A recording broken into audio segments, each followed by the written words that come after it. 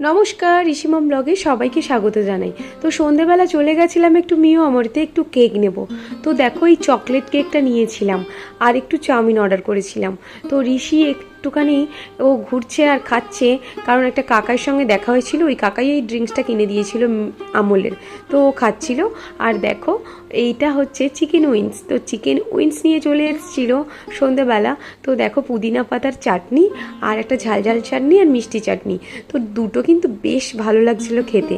আর chicken উইংসটা কিন্তু আমি first time খেলাম, আর ফার্স্ট টাইম খেয়ে কিন্তু চিকেন উইংসটা বেশ ভালো লাগলো খেতে। তো তোমরা কারা কারা খেয়েছো একটু কমেন্ট করে জানিও। তো এটা খেয়ে নিলাম।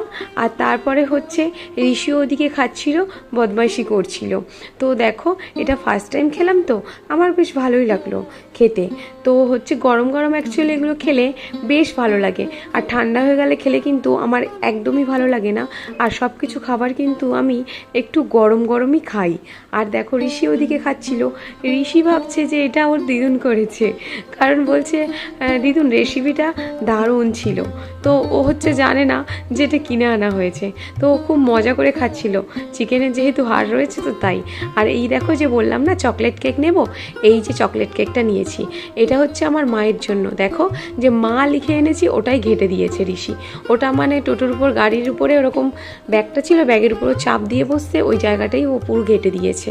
তো মায়ের জন্মদিনে কিছু করি আর নাই করি, ছোট করে একটা কেক নিয়েছে, আমরা আনন্দ করে কেকটা কাটি এবং মাকে আনন্দ দেওয়ার চেষ্টা করি আর আমরা আনন্দ পাই।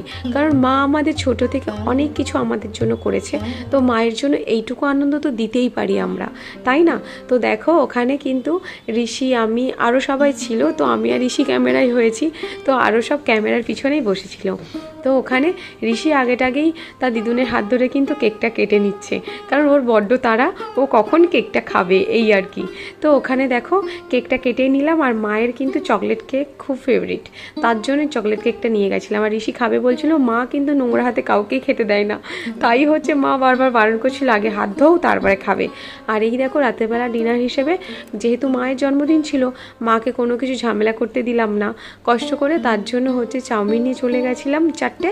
তো ভেবেছিলাম চাউমিন হচ্ছে কম হবে, কিন্তু এত বেশি হয়ে গেছিলো কেন কি করে জানি না। যেহেতু রাতের খাবার তো একটু অল্প অল্প খাওয়াই ভালো, আমি মনে করি সব সময়। তো দেখো আজকের এই চাউ নিয়ে গেছিলাম। আমাদের কাকদ্বীপের মিও আমরের চাউমিন কিন্তু ভীষণ ভালো খেতে। তো তোমরা যে যে মিও আমরের চাউমিন খেয়েছো অবশ্যই কমেন্ট করবে।